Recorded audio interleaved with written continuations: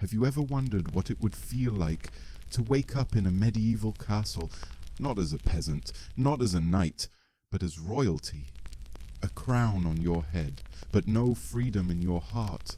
Luxury everywhere, yet not a single moment of peace. Tonight we're going back in time, not to fight battles or win thrones, but to rest in the quiet truth of what it really meant to rule. In this video, you'll fall asleep to the forgotten reality of medieval royalty. The comforts, the burdens, the rituals, and the secrets hidden behind castle walls. Every chapter is designed to help you drift into sleep while learning just how complex and hauntingly beautiful royal life once was. So get comfortable. Wrap yourself in silence and let this slow journey carry you through stone halls, candlelit chambers, and golden cages. Before we begin, if this kind of slow, relaxing history helps you unwind, gently tap the like button so we know to make more for you. Tell us in the comments, what time are you watching this? Where in the world are you listening from? And if you want more peaceful journeys into the past, don't forget to subscribe and turn on notifications so you never miss a night like this one. Now, close your eyes and let's go back in time to when the world was ruled not by comfort, but by expectation.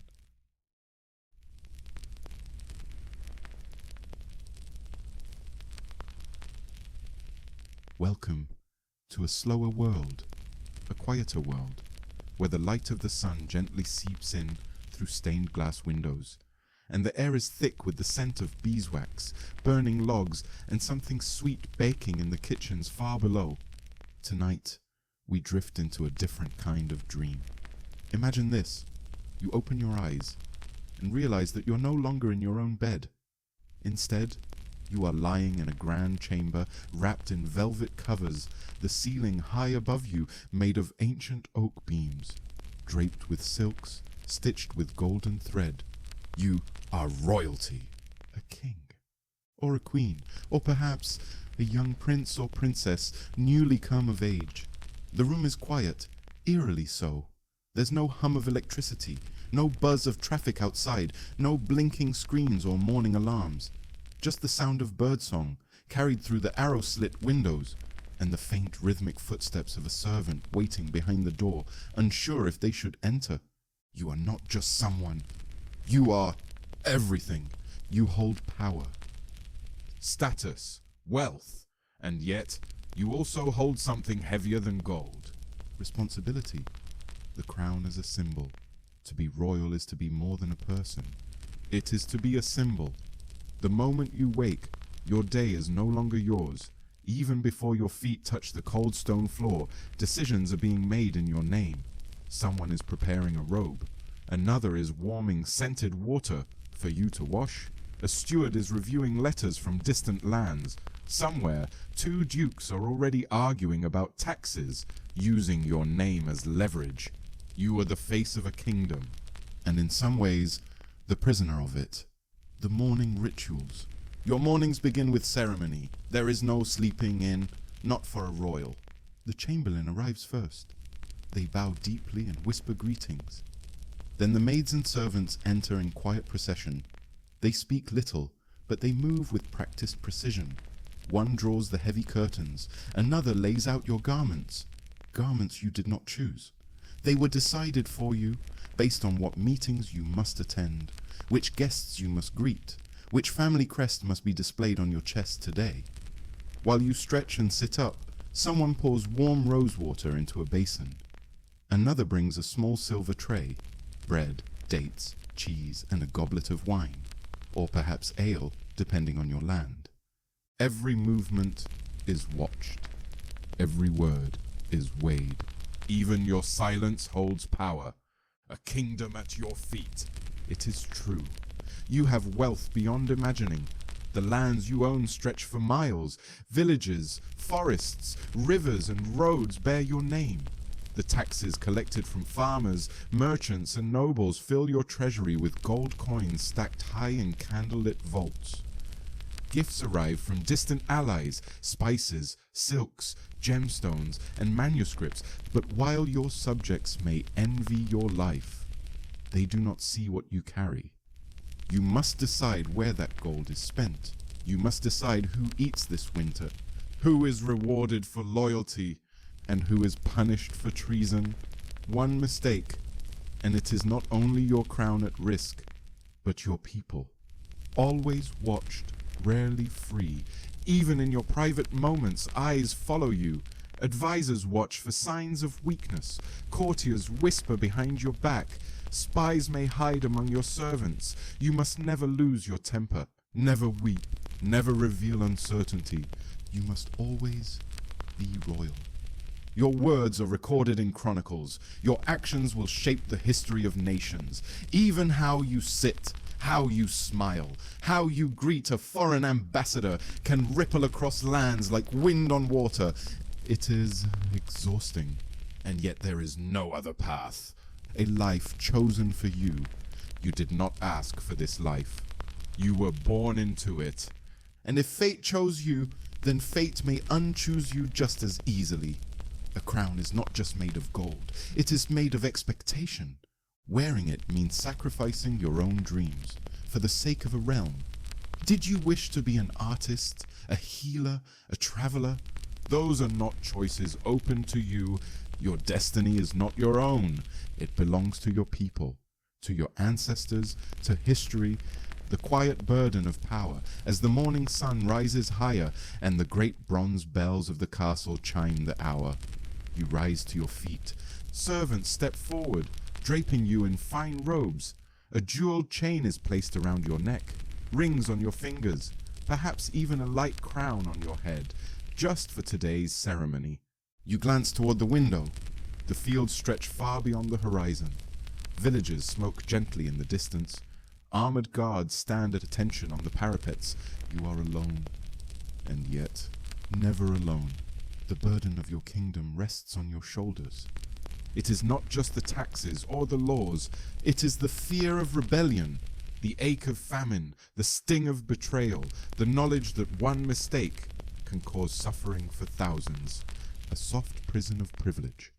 Yes, your room is grand. Yes, your food is fine. Yes, your robes are stitched with silver thread. But you are not free. You may ride out into the hills, but only with guards. You may speak your mind, but not if it angers the council. You may love someone, but only if they are of the proper bloodline.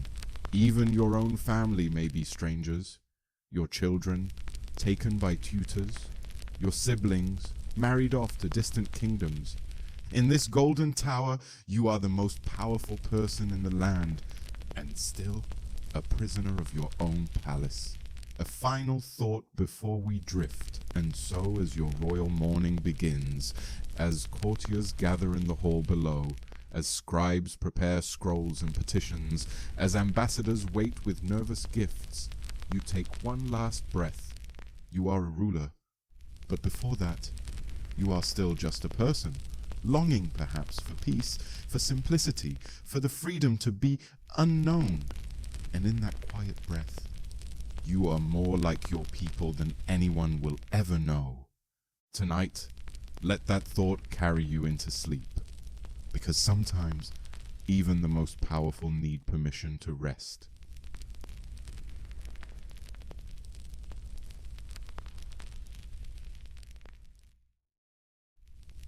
You wake, not just as a royal, but as a guardian of an entire realm. The bed may be soft, the morning meal warm, but the world outside your chamber is cold and often cruel. For in this time, this medieval age, titles do not only shine, they cut. To be noble is not only to dine at banquet tables or to wear cloaks stitched with gold thread. It is also to hold the sword, to raise the banner, to stand between chaos and order. Let us close our eyes and walk back to that time once again, to the part of royalty most rarely spoken of, the burden of protection. The armor beneath the robes. It begins with training. From the moment you were old enough to stand, you were taught how to hold a wooden sword, taught how to balance, taught how to strike, not in anger, but with control. You are royalty, and so your body is not yours. It is an instrument of state, You train for hours under the watchful gaze of a grizzled knight or retired general. Your muscles ache, your hands blister, even as others admire your luxury, you sweat. In the courtyard, beneath the burning sun or biting wind, you learn discipline, because you must. For when war comes, and it always does, you will not have the luxury of retreating behind others. You will ride at the front. You will inspire the charge. You will draw steel first. Because no soldier fights harder than when their leader rides beside them. Enemies within and without. The world of a medieval noble is not just ruled with ink and words. It is ruled with fear. Invaders are a constant threat. Foreign armies with gleaming shields and painted war horses may cross borders in the dead of night. But more dangerous still are the enemies closer to home. A disloyal vassal, a jealous cousin, a local baron with dreams of independence. You must know your land, not just its rivers and fields, but its people. You must know who to trust and when to raise the alarm. And so, every meeting is a test. Every feast could end with a knife in the dark. Every alliance could turn into a rebellion. This is the life of a noble. You may own peace, but only because you guard it with steel. The call to arms. When danger rises, it does not knock politely. A messenger gallops in, his cloak stained with dirt and sweat. "My lord," he gasps, "bandits have taken the northern road." Or, "Your grace, enemy flags fly from the hill." Or worse, "The castle of your cousin has fallen." You do not have the luxury of hesitation. The realm looks to you. With barely time to think, you must act. Banners are raised. Blacksmiths hammer through the night, forging arrowheads. Young squires polish armor with trembling hands. And then you ride, not as a ruler sitting on velvet, but as a leader, mounted, armed, and vulnerable. Your sword is no longer ceremonial. Your shield bears the scars of real battle. And though the paintings may one day show you proud and victorious, they will never capture the truth of that moment. The fear, the cold, the blood, and the silence that follows when the battle ends. Justice by the sword. Nobles were not just military leaders in war. They were expected to keep justice during peace. When a villager accused another of theft, or when a land dispute turned violent, it was you, not a distant king, who was called to judge. You would sit in the great hall, high on a stone chair, while the accused knelt before you. Their fate rested in your hands. You might hear stories of betrayal, of starvation, of desperation, and then you would decide mercy, punishment, banishment. Each decision changed lives, and every decision earned you a new ally or a new enemy. There is no such thing as neutral when you wear a noble title. Defending the walls. There were no sirens in medieval times. When danger approached, it came with hooves, horns, and fire. Your castle would become a fortress.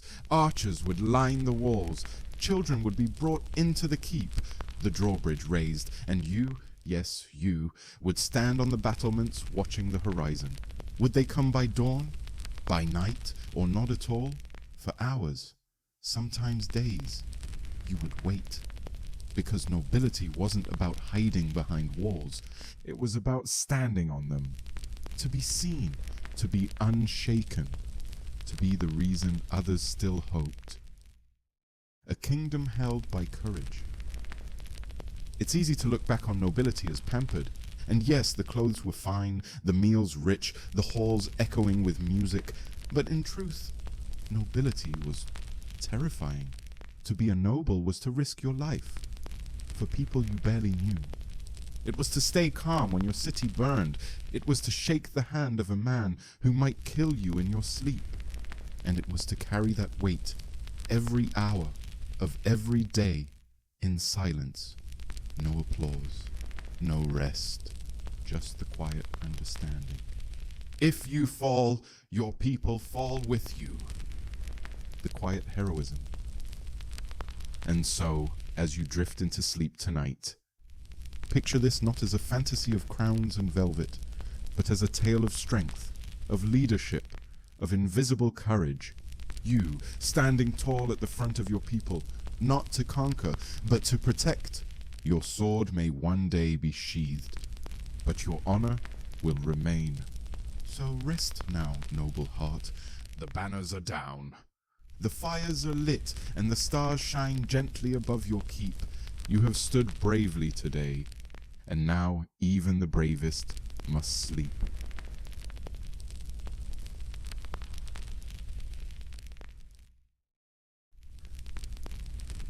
And now, noble dreamer, we step back from the battlefield. The clash of swords has faded.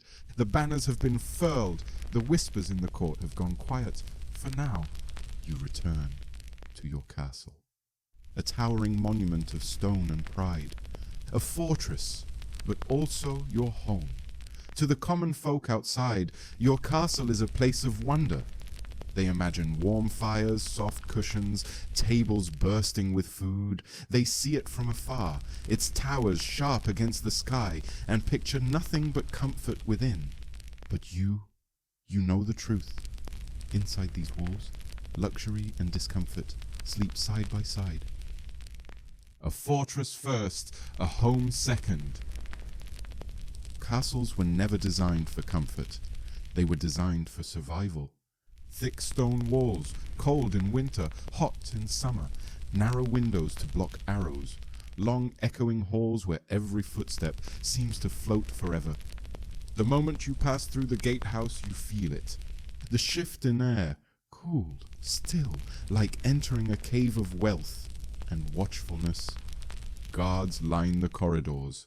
Tapestries attempt to warm the walls, but the chill seeps through anyway.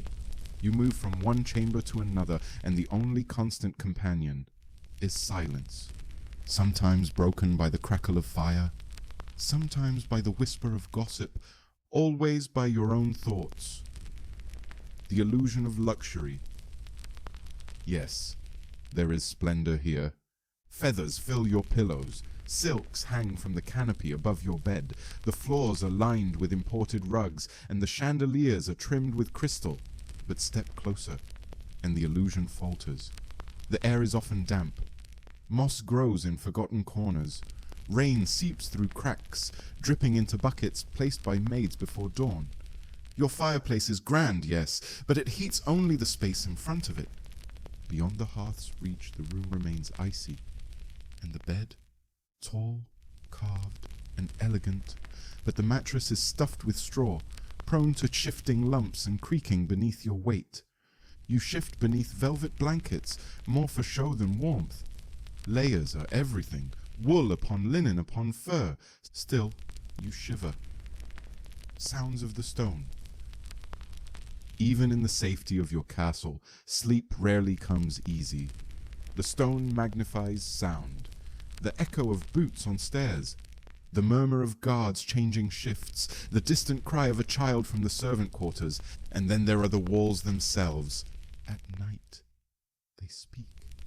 The groan of settling wood, the creak of beams in the roof, the whisper of wind through cracks you didn't know were there. In your chamber, beneath embroidered banners, you lie awake and listen. This castle keeps you safe, but it never lets you forget. It is alive, and you are never alone. The Great Hall. You walk now to the heart of your castle, the Great Hall. This is where you dine, where you hold court, where alliances are sealed and broken. The ceiling stretches high above, supported by beams carved centuries ago. A fire roars in the central hearth. Trophies of the hunt line the walls. Banners hang proudly, their colors faded by time. The long table is set, but only partially. In truth, most days it is sparsely filled. A few nobles, a visiting knight, the steward. The feasts come rarely, and when they do, they are both joyful and dangerous. Too much wine, too many eyes, too many secrets passed beneath the table. The Great Hall is not just a place to eat. It is a stage, and you must always perform. The private chambers. Away from the eyes of the court, you retreat to your solar, a private room for reading, planning, or reflection. Here, the windows are larger, the light is softer, the furnishings richer. Books, scrolls, and maps line the shelves. A chessboard waits, pieces half played. A lute leans quietly in the corner. This is where your mind lives, when the sword is sheathed. But even here, comfort is an illusion. The chair may be carved and painted, but it's stiff on your spine. The ink for your writing is cold, slow to flow. Your quill splits, your thoughts wander. There is no true privacy, not really. For behind the curtain, a servant waits. Behind the wall, a spy may listen. Behind your own reflection, another self stares back, one you are not allowed to be. The castle's beating heart. Beneath the surface of this place lies a world unseen. The kitchens, hot, frantic, alive. The scullery maids working through steam and ash. The stable boys waking before dawn. The guards sharpening blades in the courtyard. The blacksmith hammering in rhythm with your fate. They live here too. The heartbeat of the castle. They keep it alive, while you keep it aloft. And though they bow when you pass, you sometimes wonder, what would it be like to trade places? To walk in simple shoes?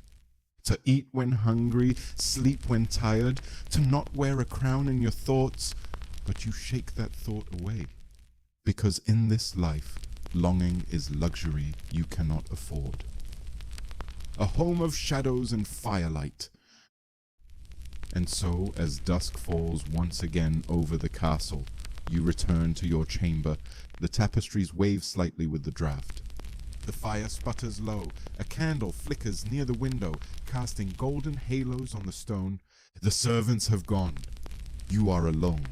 You lie beneath your heavy blankets. The bed groans beneath you. The shadows stretch long across the floor, climbing the walls like vines. And you think to yourself, this castle is not only walls, it is memory, it is duty, it is legacy carved into stone. You do not merely live here, you belong to it. It knows your name, and tonight it lets you sleep. Not because it is soft, but because you have earned it.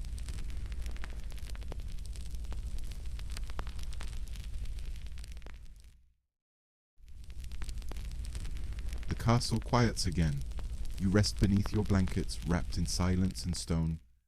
But your thoughts drift, not to war, not to duty, but to taste. Because tonight, in this dream of royalty, we visit the royal table. Not the one neatly laid for your quiet morning meal, but the one that stirs with noise and heat and hunger. A table meant for celebration, for politics, for excess. The royal feast, where every bite is a message, every sip a signal. Let's step into the warmth now, into the flickering firelight and heavy perfume of the great hall, where the nobles gather, where the dogs scurry beneath benches, where a simple meal is never simple at all. Setting the scene. The long wooden table stretches nearly the length of the hall. It creaks beneath the weight of platters, towering, steaming, glistening. Candles flicker in iron sconces along the stone walls. A fire blazes at the end of the chamber, spitting sparks. The ceiling soars above, the rafters lost in shadow, and you sit at the highest seat. The throne-like chair carved just for you. Every eye glances your way. Every toast begins with your name. Every plate is offered first to you. The smells are intoxicating. Roasted meats, warm bread, clove-scented wine. You might even smile for a moment. But even here, comfort is complicated. A taste of the world. The food brought before you is nothing short of magnificent. There are entire peacocks, cooked and served with their feathers artfully arranged. Swan and goose, stuffed with nuts and herbs. A steaming pie that when cut reveals live birds fluttering outward, meant more to dazzle than feed. There are strange spices, cinnamon, nutmeg, saffron, brought from lands you've only seen on maps. There is sugar, rare and expensive, carved into shapes, castles, crowns, trees. Fish are presented whole, their scales shining beneath honey glaze. Game meat, venison, boar, hare, still bears the wild scent of the forest. Everything is rich, everything is symbolic. The bigger the dish, the greater your status, the rarer the spice, the more powerful your realm. This feast is not about hunger, it is about showing the world that you can command anything, even taste. Wine, ale, and water. The goblets are never empty. They are filled with mulled wine, dark and spiced.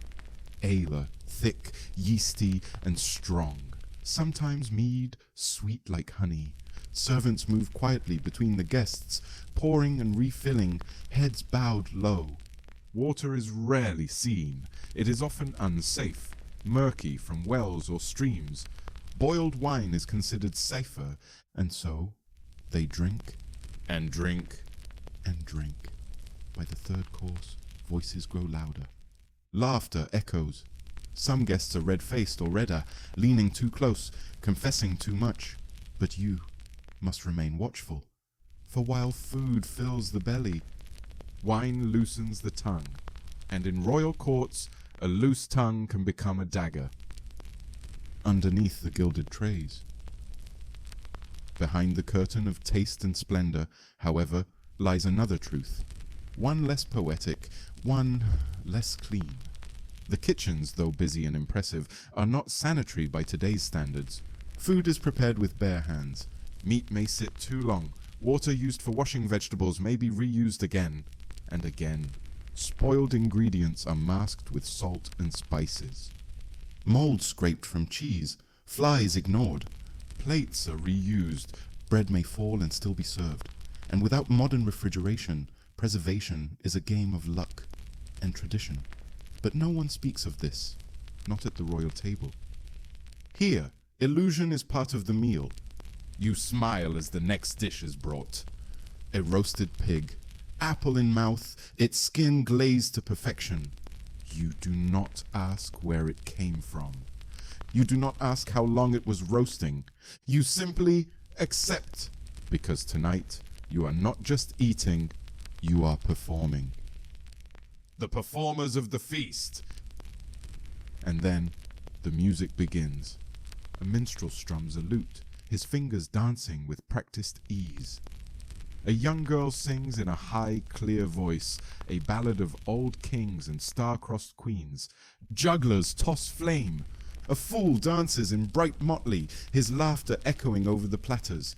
Children of lesser nobles peer out from behind pillars, wide-eyed. Dogs bark and chase bones beneath the benches. It is chaos, elegant, choreographed chaos, and yet beneath it all, you feel the heat, the tension. Because in this room of joy, alliances are tested, promises made and broken. A single gesture, a shared glance, a toast delayed can mean everything. The feast is a battlefield in disguise, and you must never lose your footing. The aftermath. When the final course is cleared, often a molded dessert or sugared fruit shaped like coins, the guests begin to stumble away. Some to their chambers, others to secret corners of the castle. Some stay, arguing softly or laughing too loudly. And you rise, you nod, you smile, and you leave, your footsteps slow and steady.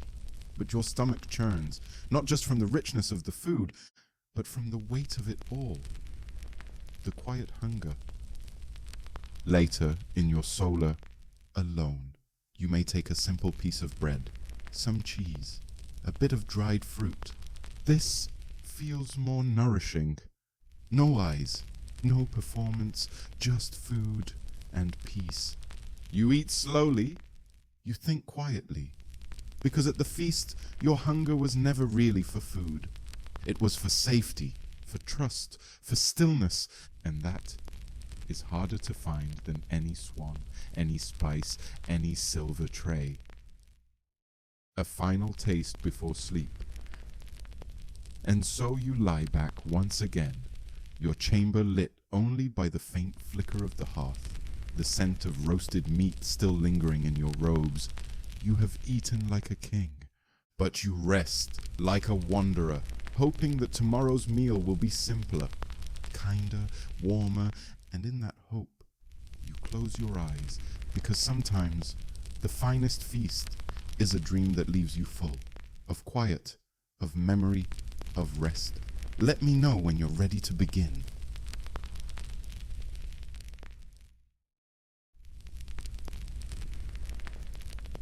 And so the feast ends. Your chamber grows quiet once more. You sit before the dying fire, a goblet untouched, your thoughts still lingering on the flavors and faces of the night. But there is one more ritual before you rest. One final symbol of power to be removed. Your garments. For the clothing of royalty is no mere fabric. It is armor. It is theater. It is weight. And tonight, as the silence deepens, you feel that weight more than ever. The ritual of dressing. Royal clothing was never simple. From the moment you rose each day, you were wrapped not just in cloth, but in expectation. Servants approach. They bow before touching a single thread. They speak softly, almost reverently. Layer upon layer is prepared for you. First, the linens, soft, fresh, and white, meant to protect the skin from the rougher fabrics above. Then the undertunic, then the hose, then the doublet, often padded and stitched tightly across the chest. Over that, the outer robe, heavy with velvet, dyed in rare hues, deep burgundy, sapphire blue, forest green. And finally, the ornaments. A cloak, trimmed in fur. A jeweled chain or pendant, resting heavily at your collarbone. Golden clasps, finely etched rings, a delicate circlet or coronet for your head. To wear this is to say, I am chosen, but with every layer, you lose a piece of yourself. The meaning of color and thread. Nothing is random. Every stitch speaks. To wear purple is to declare imperial lineage. To wear crimson is to evoke courage and bloodlines. Green may suggest fertility and prosperity. Blue, loyalty and divine favor. The dyes are rare, imported from distant lands or crushed from tiny insects. Silk arrives from across deserts and oceans. Only the rich may afford such luxuries, especially when embroidered with gold thread. But these garments are not made for comfort. They are made for message. Even the shape of your sleeve, the cut of your collar, the hem of your robe, each tells a story to those trained to read it. A story you did not write. A story you are expected to play. The inconvenience of splendor. Now you sit at the edge of your bed, and even in this moment of quiet, your clothing binds you. Your collar itches. The laces at your wrist are tight. The velvet robe gathers heat as the fire burns low, and you feel a slow, steady sweat beneath your tunic. You cannot raise your arms freely. You cannot walk swiftly, and if your robe's train is too long, you may trip upon it, as you did once, in front of half the court. Laughter that day was quiet, but sharp. These clothes, so admired, so feared, are not yours. They belong to the role you play, and they never let you forget it. Fashion as a weapon. It may seem strange. In a world of swords and shields, that cloth could be powerful, but it could. To dress too plainly was seen as insult. To dress too extravagantly could spark rumors of greed or pride. To arrive in the wrong colors at a feast could be seen as alliance or rebellion. Fashion was war, but it drew blood more slowly. One noble wears a richer cloak than you. Another flaunts imported pearls in her hair. A visiting prince dares to wear your family's crest. Mockery or mistake. You smile. You nod, but your hands tighten in the folds of your sleeve. because here appearances are everything. And to dress poorly is to lose power. The dressing chamber. Sometimes when the court has dispersed, you slip away to your dressing chamber. A room lined with cedar chests and mirrors of polished bronze. Your handmaiden or valet helps you remove your robes. One layer, then another still. With each piece you feel your breath returning, your posture relaxing, your muscles softening. Eventually, you stand there in simple linen, barefoot, unadorned, real. You look in the mirror, and for a brief moment, you see yourself again. Not a sovereign, not a figurehead, just a human with skin and scars and silence. The night attire. Your night clothes are simpler, made of soft wool or well-worn linen, sometimes stitched with personal sigils, sometimes plain to remind you of humility. The bed may be large, the chamber grand, but this moment, this shift from crown to cloth is deeply intimate. You lie beneath the blankets, the heavy outer garments folded and placed aside, the jewels stored in lockboxes, the weight set down, and finally you can breathe. A final thought on fashion. You are royalty. You own garments that could feed a village. You wear cloaks that shimmer like starlight. But tonight, none of that matters. Because now, in the quiet of your chamber, you understand what so many outside your walls never do. Clothing can be beautiful and still be a cage, and true rest only comes when the costume is removed. So close your eyes now. You are no longer dressed for display. You are no longer stitched into expectation. You are simply you, and that is enough.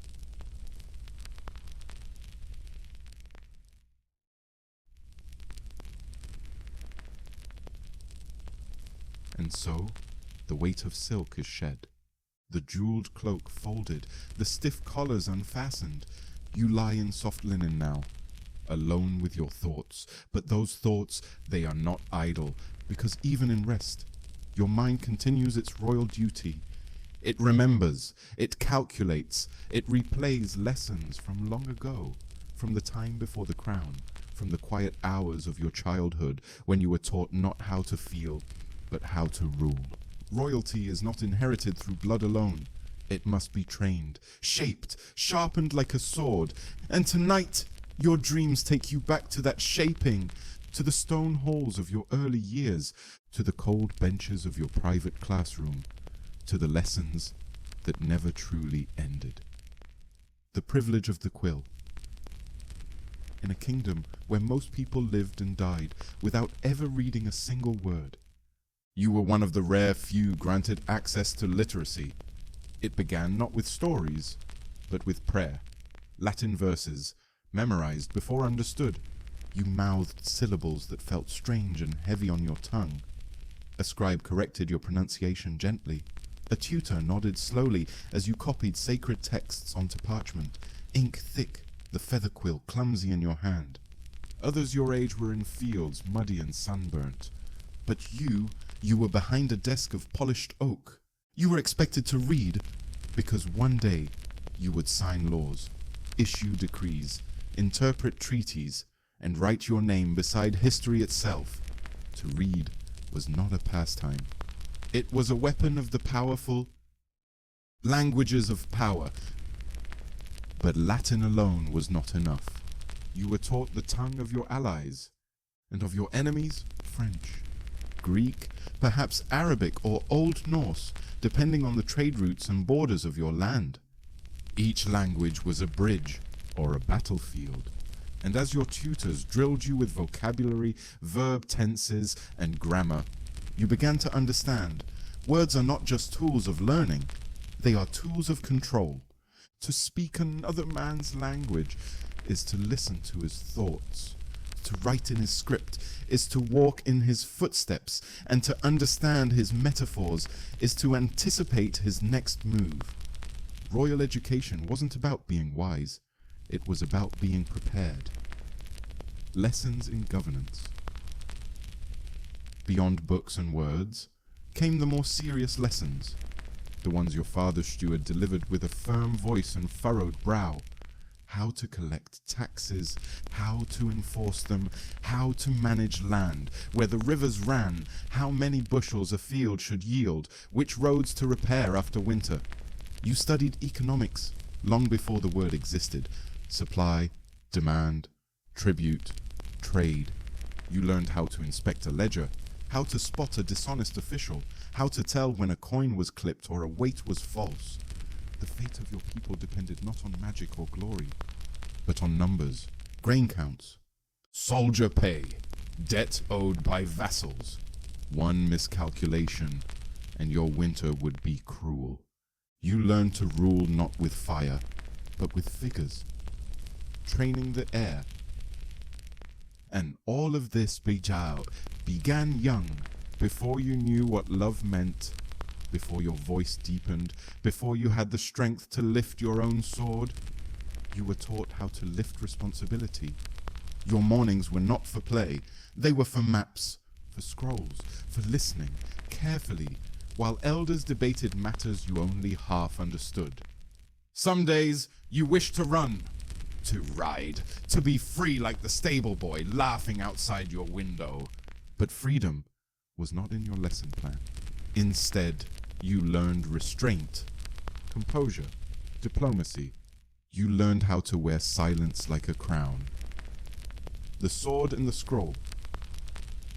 But your education did not end at the quill. Between grammar and geometry, you were taught the art of war, tactics, siegecraft, chain of command, the value of morale. You memorized formations, phalanxes, wedges, pincer moves. You studied the mistakes of dead kings so you would not join them. You learned that governance is not only about wisdom, it is about readiness.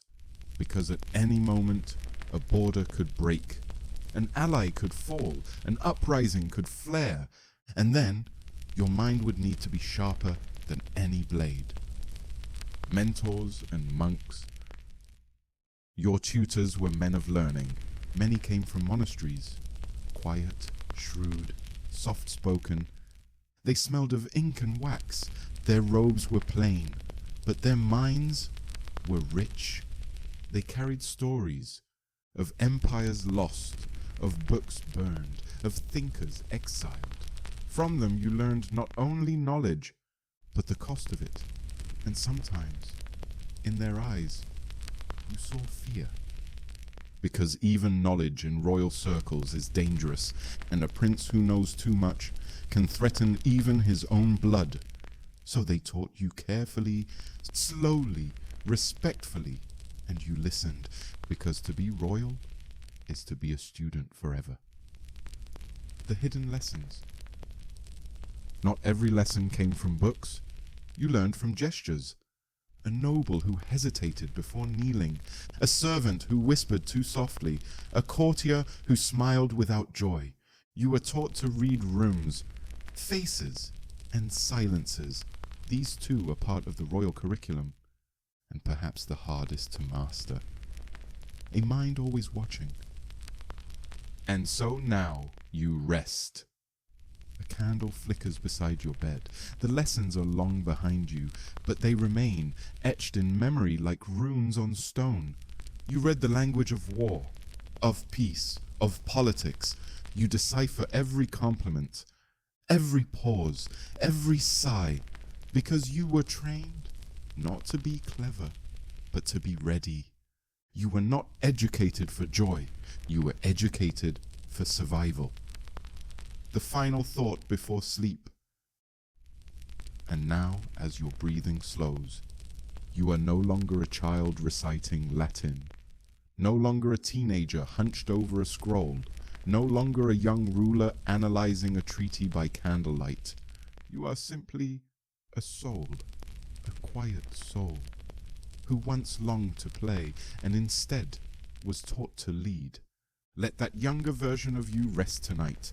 Let them run, let them laugh, let them dream, because in this stillness there is no lesson, only sleep, and you, noble heart, have earned it.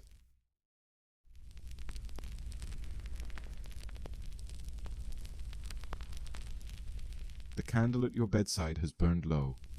Your eyelids drift heavy, but your mind wanders still. Wanders to the heart. Not the heart of gold or courage or steel, but the quiet, delicate one that longs to be known, to be chosen, to be loved. Yet for royalty, love is not a decision. It is a strategy that must be hidden, often sacrificed, because tonight's lesson is not from a tutor or a scroll or a general. It is from the cold reality of courtship, where hearts are not exchanged, but traded. The first time you heard their name, it began not with affection, not with a gaze across a courtyard, or a smile at the feast table. It began with a scroll. One morning, your steward approached with a carefully worded proposal. A name, a lineage, a dowry. The marriage was being arranged, not for love, but for land, for troops, for alliances that could strengthen your hold or shield your borders. You were to be married, and the person, you had never met them, and yet you were expected to bind your future to theirs, without question, without complaint, because that is what royalty does. Love is a luxury, not a right. In this world, love is not the goal of marriage. It is a whisper, a dream, a secret kept behind locked ribs. You are told that duty comes first. Your spouse is chosen for their bloodline, their family crest, their father's power, their mother's gold. You are reminded, this is how kingdoms grow. This is how wars are prevented. This is how crowns survive. And so, while a farmer marries the girl he met at market, and a craftsman courts the baker's daughter, you are given wrapped in silk, presented as an offering, a promise sealed with a ring that weighs far more than gold. The wedding day. The ceremony is grand. The church bells echo across the valley. Trumpets sound. Guests arrive from miles away, dressed in their finest. The tapestries are new, the goblets overflowing, the feast is lavish, the prayers long. You wear robes heavy with embroidery, a crown of woven metal. Your spouse wears the colors of their house, soon to be yours as well. And yet, as you stand at the altar, as oaths are spoken and hands joined, you feel hollow. You smile, you bow, you say the words, but they are not your words. They were written generations ago. For people like you, symbols, not souls. The first night. The guests are gone. The laughter has faded. The chamber is prepared. Rose petals, candles, a bed much too large, and still much too close. This night is not about closeness, not about connection. It is about obligation, about heirs, about proving loyalty to families watching silently from afar. You may barely speak. You may not even meet each other's eyes. And in the dim silence, as the fire dies low, you wonder, will this ever feel like home? Years of courtesy. Over time, you and your spouse learn routine. You appear side by side at ceremonies. You exchange polite words before guests. You pose for portraits, perfect in posture, distant in heart. There may be kindness, even mutual respect, but rarely intimacy, because both of you know this was not your choice. This was not your desire. This was necessity. You learn to hide sorrow behind smiles, longing behind laughter, and dreams, you store them away. Like old letters in a locked chest. Children of the Alliance. Then come the children. Each birth is celebrated not just as a blessing, but as a victory, a treaty fulfilled, a bloodline preserved. They are dressed in the colors of both houses, raised by nurses, watched by tutors, measured by expectations. They are not just your children. They are symbols of unity, of strategy, of calculated hope. And as you watch them grow, you wonder, will they be granted the freedom you were not? Or will they too one day be told, "We have chosen for you"? Whispers of the heart. Still, the heart does not always obey. Perhaps there was another. A glance too long in the corridor, a dance with someone forbidden, a quiet conversation in the garden long after dusk. But love, for royalty, is a secret affair, a poem never recited, a song never sung aloud. Because discovery means scandal, scandal means weakness, and weakness is never permitted. So you bury it, let it fade, let it ache, and carry on.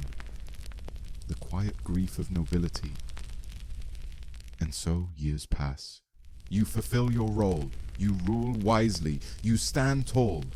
But in the stillest moments, in the silence before sleep, you feel it. The life you did not get to choose, the hand you did not reach for, the name you whispered only once, then never again. And the grief is soft, but sharp, because the world may think you live in splendor. But in truth, you live within limits. Gold ones, yes, but limits still. A final thought before sleep. And now, you return to the present. The candle is burned down. The fire is a whisper, and you lie, not as a ruler, but as a soul. Tonight, you are not a monarch, not a political piece. You are simply someone who once longed to be loved for who they were, not for what they represented. And in this moment of quiet, let yourself be loved, freely, without alliance, without duty, without question. Because here, in this silence, you belong to no one's plan. You are enough, as you are. Sleep now, noble heart. Let love find you in dreams.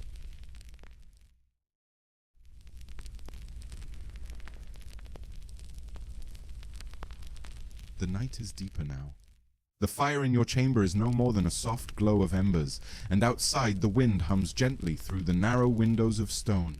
But inside your heart, a quiet ache stirs again. Not for a throne, not for land, not even for love, but for something smaller, more fragile. A child, your child. Their laughter still echoes in your memory, but not in your halls, because in this world of crowns and banners, even the youngest lives are not truly their own. Born into expectations. From the moment they are born, whether with shouts of joy or whispers of pressure, royal children are not swaddled in dreams, but in duty.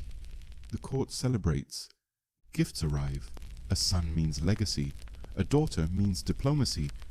But rarely do they ask how the child sleeps, or whether they cried in the night, or whether they smiled when they first saw their parent's face.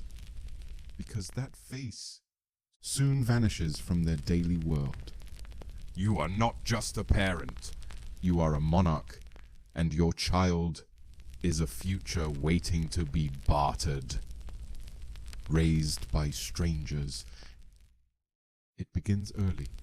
The cradle is ornate, the blankets embroidered with family sigils, but the arms that hold them, not yours. A nursemaid sees their first steps. A tutor hears their first words. A governess scolds their tantrums. A steward records their milestones. And you are informed, told in passing that they now favor honey over bread, that they've begun lessons in Latin, that they cried for hours last night, asking for a mother or a father they barely know. You wish to go to them, but the council meets at dawn. A delegation arrives before noon. Your chamberlain reminds you, appearances must be kept. So you smile, and nod, and continue. The education of a pawn. By age 7, they are no longer children. They are students of strategy. They learn the names of dukes, the boundaries of your land, the enemies of your family, the allies who may one day become in-laws. They are taught how to bow, how to curtsy, how to write letters that flatter, promise, negotiate. Because soon They will not write as children. They will write as offers. Sent away too soon. And then the day comes. They are sent away, perhaps to a foreign court, to be fostered by another royal house, perhaps to an abbey, for training or safety, or to remove them from political plots, or perhaps simply to a distant estate where they can be kept polished and proper for future use. You kiss their forehead. You say things like, "It's for your future," or "You are strong," or simply, "I'm proud." But deep down, you wonder if they understand. You wonder if you'll ever see them as children again, or just as pawns, moving across the board of your life. The marriage bargain. By the time they are 12 or 13, talk of marriage begins. A son to unite kingdoms, a daughter to silence rebellion, a younger sibling to cement a trade route. You attend meetings where their name is passed around like parchment. You nod when a proposal is read aloud. You ask, "How many soldiers come with the dowry?" You sign, and later you sit alone, staring at a wall, realizing you've just agreed to change the course of someone's life, someone you once held, before the crown distracted your arms. The letters they send, they write you letters, polite, dutiful, scripted. Dearest parent, I hope this message finds you in strength and wisdom, but in between the lines, you sense it. Loneliness, confusion, a hunger for something no feast can provide. Sometimes they write of falcons, of music, of a knight who made them laugh, and you realize that even as their life is shaped by duty, the human inside still longs, just as you did, just as you do. The unseen goodbye. There may come a day when a letter arrives, but not from their hand. It brings news instead, of illness, of childbirth, of battle, of loss, and you remember that the time you last saw them was not a farewell. It was a pause you never got to resume. And suddenly, the silence in your hallways becomes unbearable, because once they filled it, even if only for a moment. A parent by blood, not by bond. You are a mother, a father, but not in the way most understand. You have given life, but not presents. You have given names, but not lullabies. You have built alliances, but missed birthdays. And tonight, that truth presses against your chest. Heavy, but honest. A final thought before sleep. So you turn now in your bed. The linen still cool against your skin. The room still large, but somehow empty. You think of the small hand you once held. The laughter that once echoed down these stone halls, and you whisper into the dark, "I'm sorry." Not out of guilt, but out of love that had no place to live. And in this quiet moment, know this. You did what you had to, but that doesn't make it easier. And it's okay to grieve the life you didn't get to share. Let that grief be soft. Let it settle around you like a blanket. Let it rock you to sleep. Because in this dream, you are not a ruler. You are just a parent, hoping they were happy, even if far away.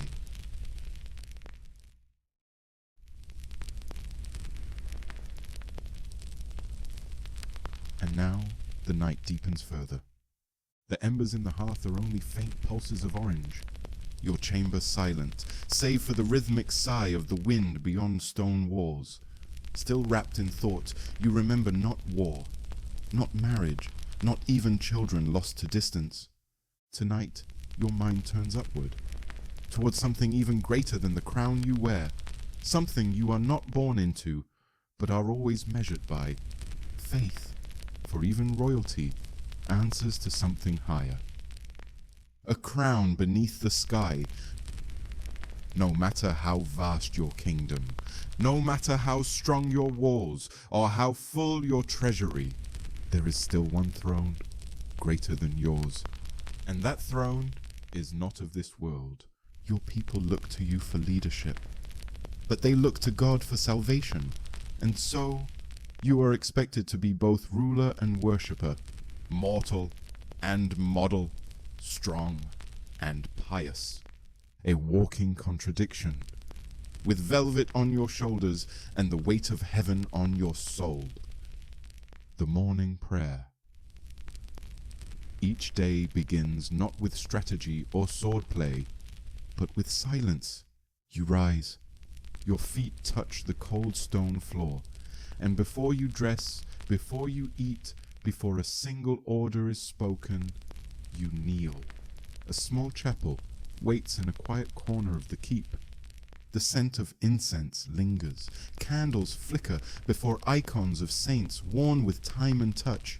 You bow your head. You cross your chest. You murmur the familiar words, not because you are holy, but because you are watched.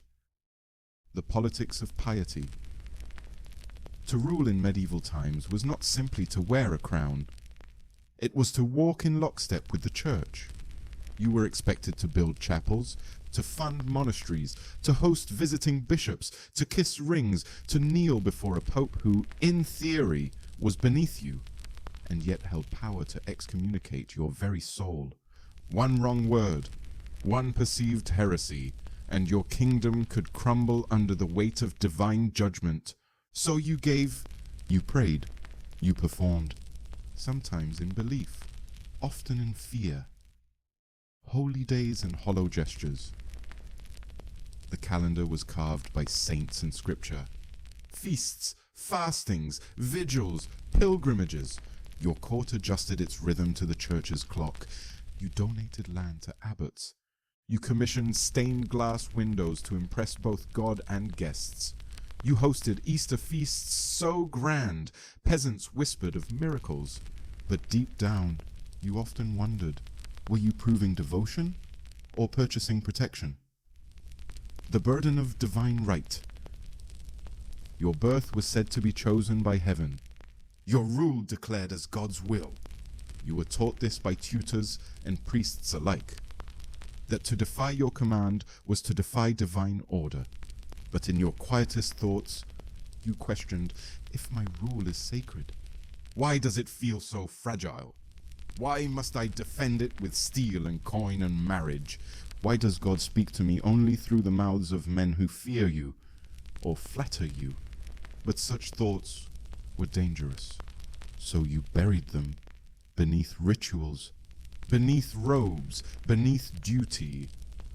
Confession behind the crown. Once a week, sometimes more, you confessed, alone, in a small wooden chamber. You whispered sins to a priest hidden behind a veil. I felt anger. I wished harm upon a rival. I doubted my own holiness. And each time you were told, you are forgiven. But you left the booth feeling the same weight, because forgiveness, to a royal, was a performance, just like everything else. And still, you returned, not because you believed every word, but because someone had to uphold the story, and that someone was you. Death and the afterlife, even with gold and power and land, you feared death. You commissioned prayers to be said in your name for decades after your passing. You funded abbeys to shelter monks who would pray daily for your soul. You even bought indulgences, a way to reduce time in purgatory with earthly coin. And when sickness came, when the fever rose and your breath grew shallow, you clutched a cross, not your crown. Because in that moment, you were not a monarch. You were not a legend. You were simply a person afraid. Private moments of true faith. Yet, among all the ceremony and spectacle, there were times, rare, precious, when belief stirred softly in your heart. A moment in the chapel, when sunlight touched the altar just right.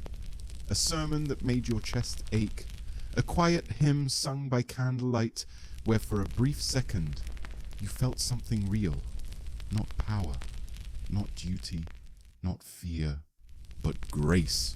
Those moments were yours, unscripted, unspoken, and somehow more royal than any crown. A final thought before sleep. And now the bells are silent. The chapel is empty, the world is still. You lie beneath fur and linen. No prayers to recite, no pilgrims to impress. Only your breath, only your stillness, only your soul. Whatever you believe, in heaven, in holiness, in hope. Know this, you have done your part. You have played your role. And tonight, that is enough. Sleep now, sovereign of silence. You are seen, you are heard, and you are held.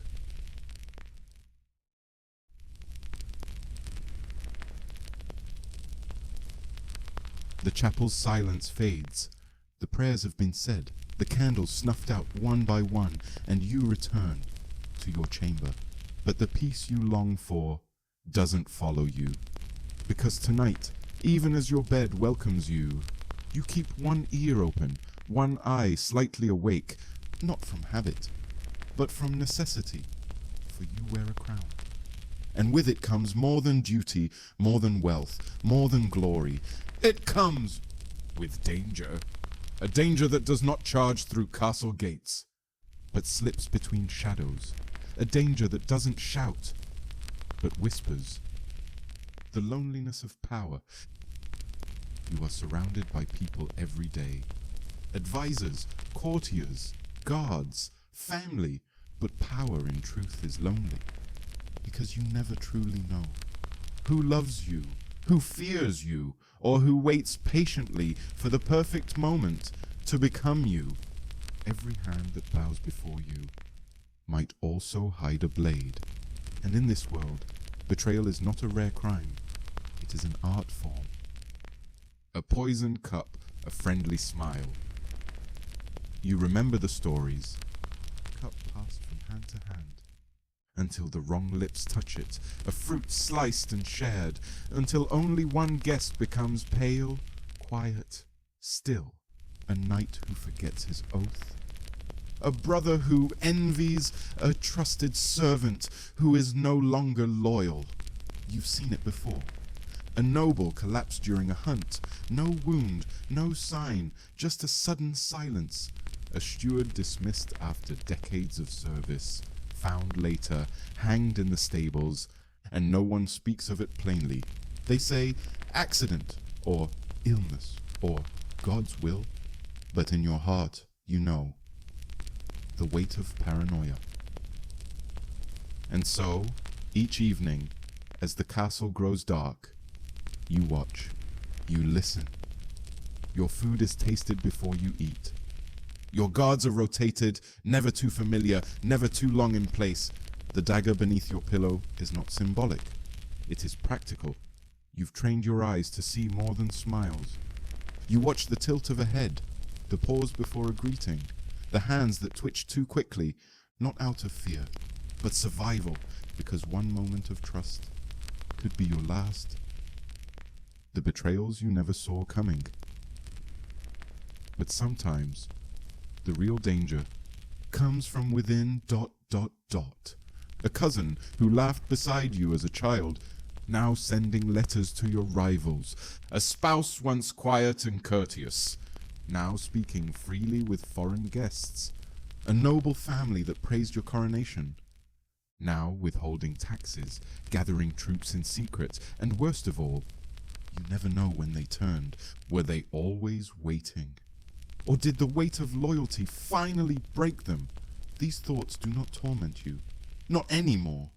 They are simply part of the job, like breathing, like bowing. The council room conspiracies, even in rooms lit with torchlight and gold, betrayal blooms.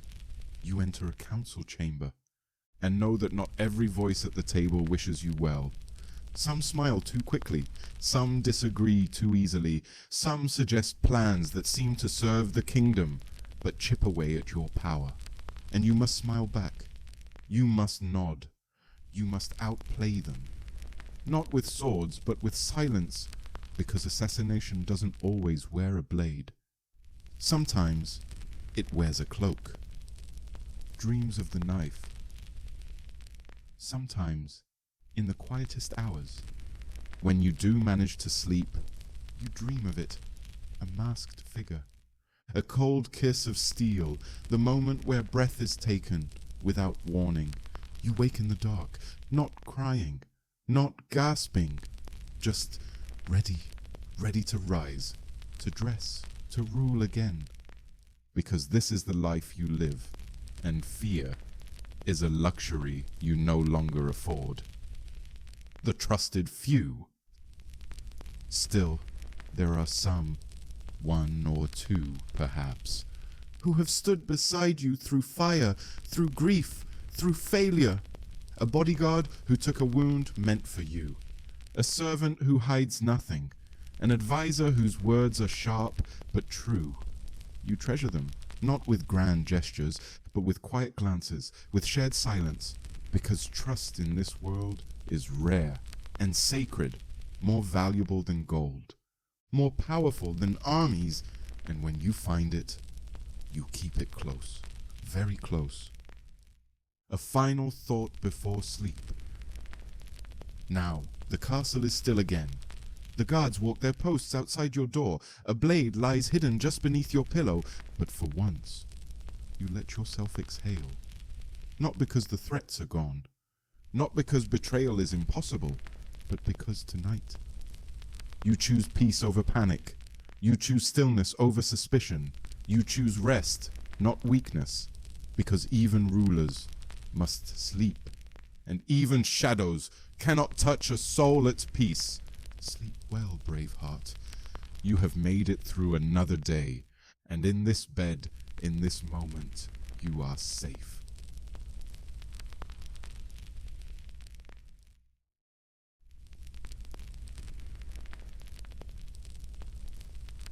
The castle is asleep.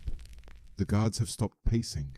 The torches have burned down to a dim orange hush, and your eyes, heavy now, begin to close. You lie in your grand chamber, high above the courtyard, far from the noise of feast halls, battlefields, betrayals, or prayer. This is where the crown comes off, where your voice can fall silent, where you, not as a monarch, but as a soul, finally rest, or try to. Because even here, even in this bed carved for kings and queens, comfort is not guaranteed. The grand illusion. To a peasant, your bed is the stuff of fables. It stands high off the floor, so high, in fact, that a stool is needed to climb into it. The frame is carved with vines, lions, and sacred symbols. Heavy curtains surround it on all four sides, meant to block out drafts and wandering eyes. Canopies of silk draped from above, embroidered with your crest in gold thread.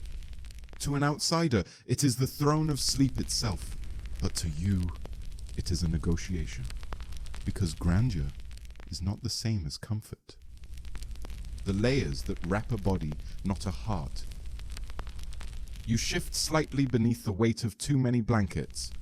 First, a linen sheet, then wool, then another wool, then fur, soft, warm, but heavy.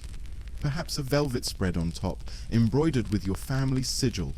They warm you, yes, but they also pin you down. You feel cocooned, not in safety, but in expectation, even in sleep. And beneath all this, beneath the splendor, lies the truth. A mattress of straw, sometimes stuffed with dried rushes or wool scraps, sometimes, if you're lucky, filled with feathers from your best geese. But even that grows lumpy over time, shifting, settling, squeaking with each motion. You turn gently. The mattress groans like an old gate. Sleep does not come easy. The drafts that whisper at night, Even behind your bed curtains the castle breathes. It exhales cold air through ancient cracks in the stone. A chill slithers across the flagstone floor, reaches the hem of your bedding, and finds its way to your feet. You tug the fur tighter. You curl slightly. Still, the chill remains. The fire in the hearth is too far to help now. And there are no radiators, no insulation, only wool, only breath, only stillness. And so, like every royal before you, you endure it. Because this is the best bed in the realm. And still, it is only a bed. The pillows that do not soothe. There are pillows, plenty of them. Large ones, small ones, some filled with straw, others with hair or feathers, some too soft, your head sinks like a stone, others too hard, your neck stiffens before dreams can find you. They smell of lavender sometimes, other times of dust and the quiet scent of time.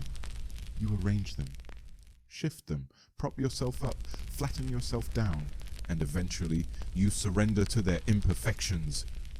Because you are not here to sleep in luxury. You are here simply to sleep, if you can. The noise of silence. Even the silence isn't silent.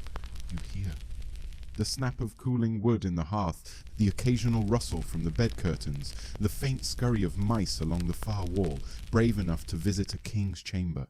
And outside, the deep groan of wind as it presses against stone. This is not the silence of peace, it is the silence of vigilance.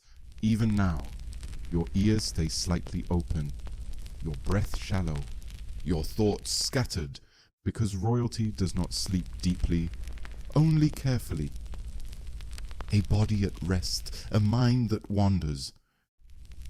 Your body begins to drift, but your mind, it walks.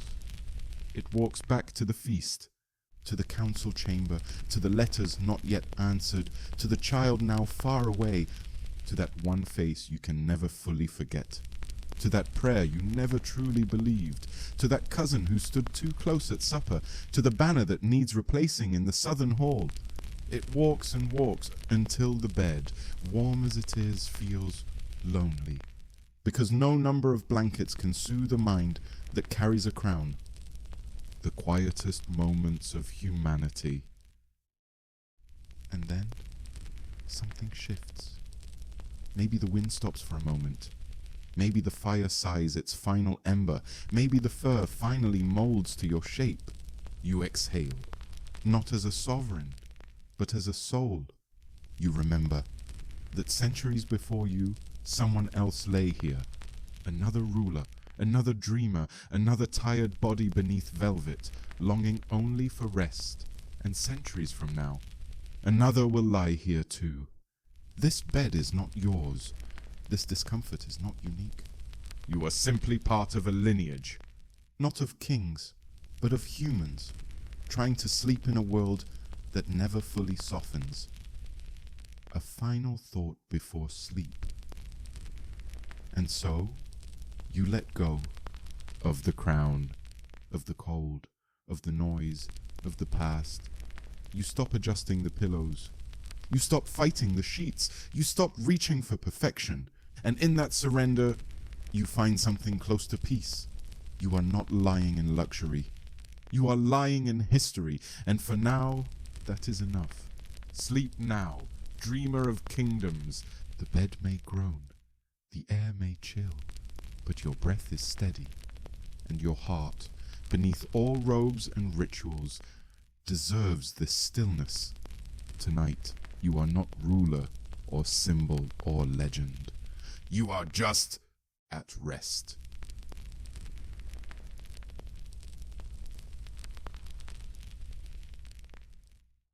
Lighting was by candle and torch, making nights dimly lit and fire a constant danger. The narration resumes gently, as if by candlelight itself, soft, glowing, and aware of its own fragility. You lie still now, half asleep, half awake. The weight of your royal bedding presses gently over you. The straw beneath shifts no more. The cold in the room has settled, like fog on a still lake, And then you notice it, the flicker, just beyond your bed curtain. A small golden dance of light, a single flame, struggling to remain alive. It crackles faintly, casting long shadows that stretch and curl across the ancient stone walls. This is your only light, and in this world, long before switches, screens, or electricity, that tiny flame is the difference between comfort and complete darkness. A life lived in flicker and glow. From sunset to sunrise, the medieval world becomes another place. By day, your castle is stone and banners, voices and ceremony, but by night, it becomes a kingdom of shadows. Each chamber, each hallway, each corridor glows not with brightness, but with flame. Torches along the walls, hissing quietly. Candles on iron stands, burning slowly. Lanterns carried by servants, casting halos that move like ghosts. The light is soft, but it is never still, and nothing is ever fully visible. The candle beside you. In your bedchamber, the candle sits in a metal dish, short, stubby, well used. Its wick dances in rhythm with the air, illuminating only the nearest edge of your bed frame, the folds of a curtain, the corner of a table, the rest of the room. Unlit, unseen. You cannot tell where the floor ends and the shadows begin.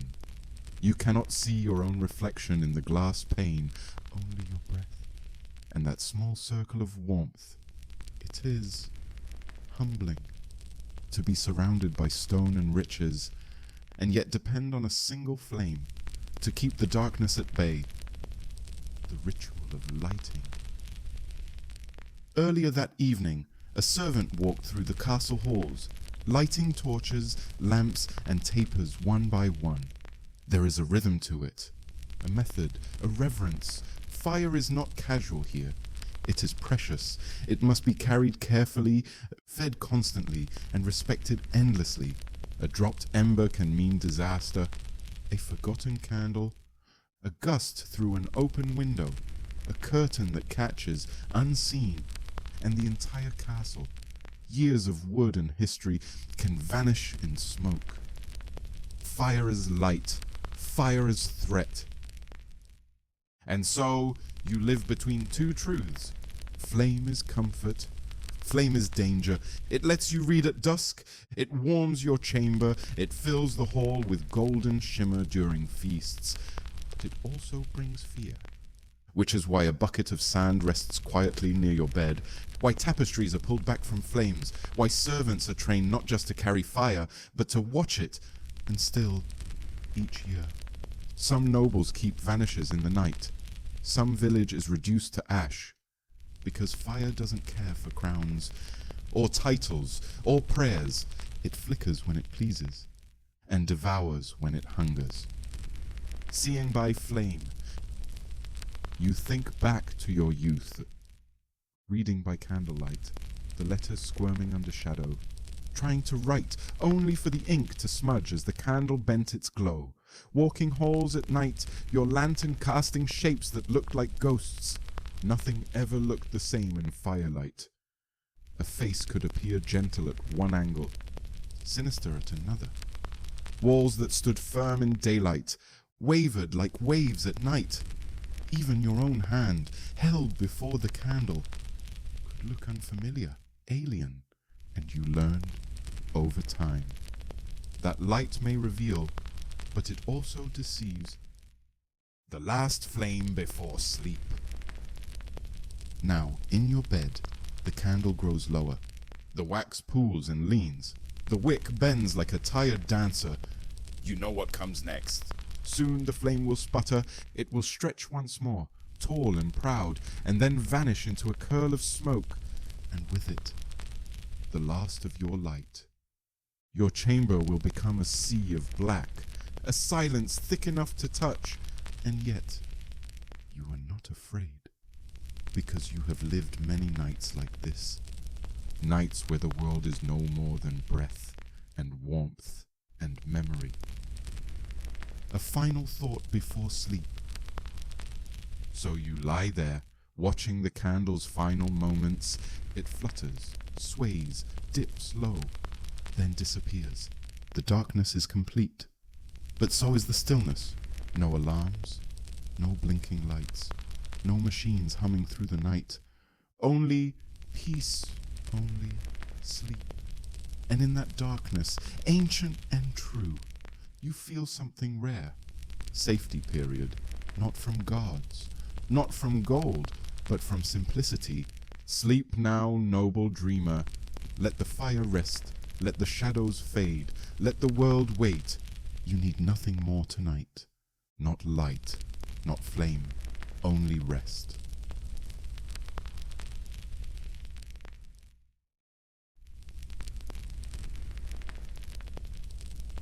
The candle has burned out. The room is wrapped in velvet black silence. You drift just on the edge of sleep, and in that soft darkness, a new memory surfaces. A rare one. A quiet luxury, almost sacred in its rarity. The memory of bathing. Because in your royal world of rituals and robes, where appearances were always polished, but the body often wasn't, to bathe was not just a cleansing of skin. It was a moment of stillness, a ritual, a pause, a secret hour when no crown was worn, no scrolls were signed, no guests needed impressing, just heat, steam, and solitude. A luxury not always lived. Bathing was not daily, nor even weekly.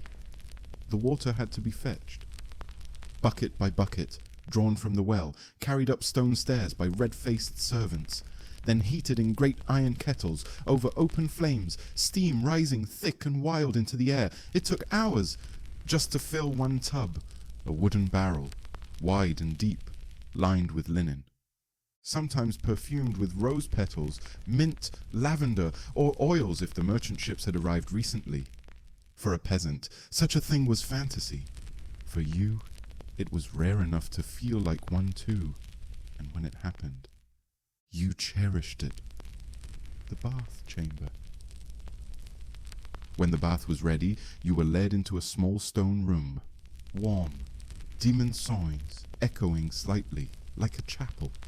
A fire crackled nearby, feeding the air with gentle heat. A few candles flickered, and in the center, the tub waited. Steam curled from its surface like a dream lifting from a deep water. Servants helped you disrobe, folded your garments, stepped back, and then, slowly, you lowered yourself into the warmth. And for the first time in days, the aches, the stiffness, the weight of everything began to melt. The sensation of water. You sink deeper. The water embraces you, not with protocol, not with expectation, just warmth. It laps at your shoulders, clings to your skin, creeps into the places tension hides. Your muscles release, your breathing deepens. You close your eyes, and for a moment, you are not a sovereign, not a symbol, not a legacy in motion. You are a body, tired, human, here. The scent of simplicity. The air smells of flowers and smoke. The oil swirls at the surface in soft, shimmering patterns. A servant pours water gently over your shoulders. No rush, no noise, just rhythm. You hear the water trickle. You feel the warmth press gently into your bones. Even the silence in this room is softer than elsewhere. And for this one rare hour, you are allowed to feel clean, not just in skin, but in spirit. The rarity of cleanliness. You know it will not last. The next day, you will wear wool and silk. You will ride horses, sit through court, walk stone corridors where wind and smoke cling to every corner. You will sweat, layer yourself in perfume and powder, mask the human underneath. But for now, none of that matters. You are clean, truly, deeply clean. And in medieval times, that is a kind of rebirth. Shared baths, silent agreements. Sometimes bathing is done in company. a noble guest, a trusted advisor, even a betrothed partner, and even here, the bath becomes performance, conversation veiled in politeness. Silences charged with tension, one eye on the surface of the water, one eye on the meaning behind each pause. But tonight, there is no company, no observation. This bath is only yours, and in that privacy, you remember what peace feels like. The after-bath ritual. When you finally rise, a soft cloth is ready, warmed by the hearth, wrapped gently around your shoulders. You step out carefully. The cool air greets your damp skin. A robe waits, slippers, a gentle hand offering warmed wine or a slice of pear. Your hair is wrapped in linen. Your back is rubbed with oil. You are not dressed yet, and yet somehow you feel more regal than when you wear the crown, because now you are whole. A final thought before sleep. And now, as you lie once again in bed, clean, warm, wrapped in layers of wool and memory, you carry with you the softness of that bath, the simplicity of water, the kindness of stillness, the rare moment where royalty felt human. You are not only a ruler of lands, you are a keeper of quiet moments. Let this one carry you deeper into rest. Let your breath become as smooth as steam. Let your dreams ripple like warm water. Let your mind soak in silence. Sleep now, royal soul. Tomorrow will bring duties again, but tonight you are washed of them all.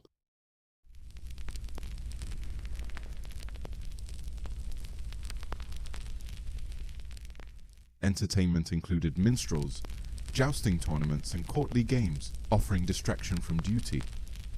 The narration resumes with a soft melodic tone, like a harp note hanging in the air, drifting slowly through the dim halls of memory. The halls were quiet yesterday, filled with parchment, worry, and whispered decisions. But today, there is music.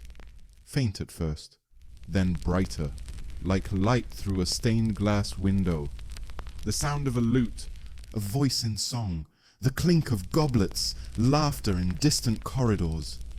Tonight, the castle breathes a little differently, not in sighs of duty, but in echoes of joy.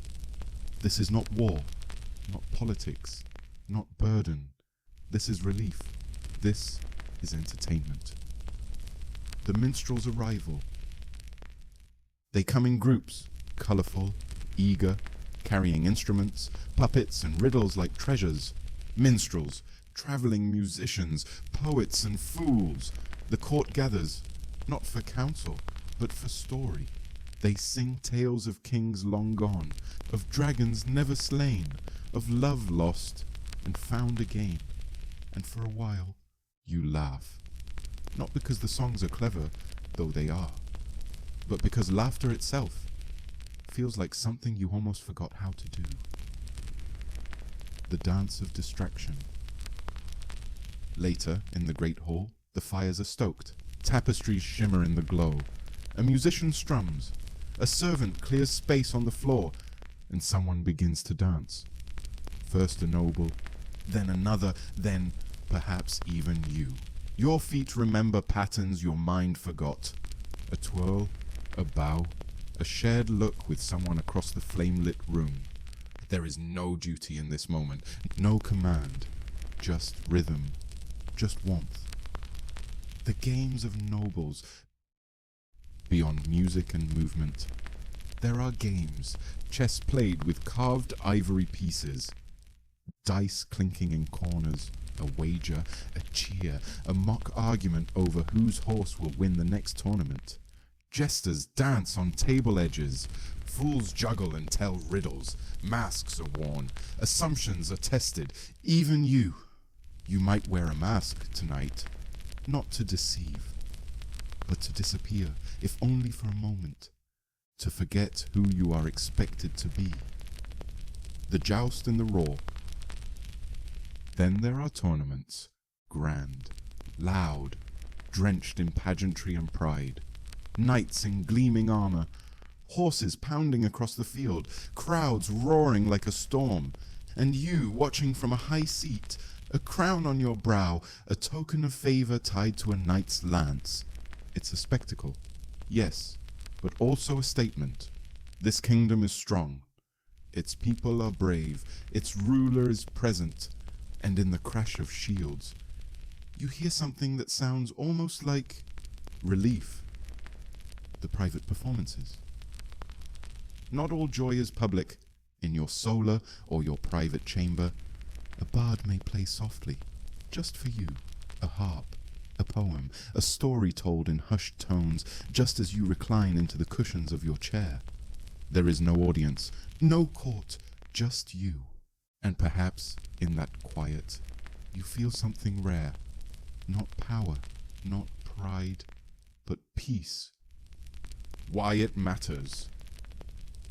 Because even in the heaviest crown, even under the sharpest expectation, a soul needs softness, a heart needs music, a ruler needs to laugh. Entertainment in your world is not luxury, it is survival.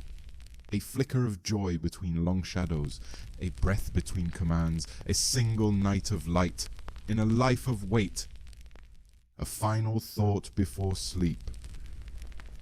And so now, as the minstrels pack away their lutes, and the last echo of applause fades into the stone, you return to your chamber, not lighter perhaps, but less alone. You have been reminded that even kings and queens are allowed to smile, allowed to sway, allowed to forget. And now, wrapped in silence again, you drift, with songs still playing faintly in the background of your dreams. Sleep now, sovereign of story. Let the world entertain itself. You may finally rest.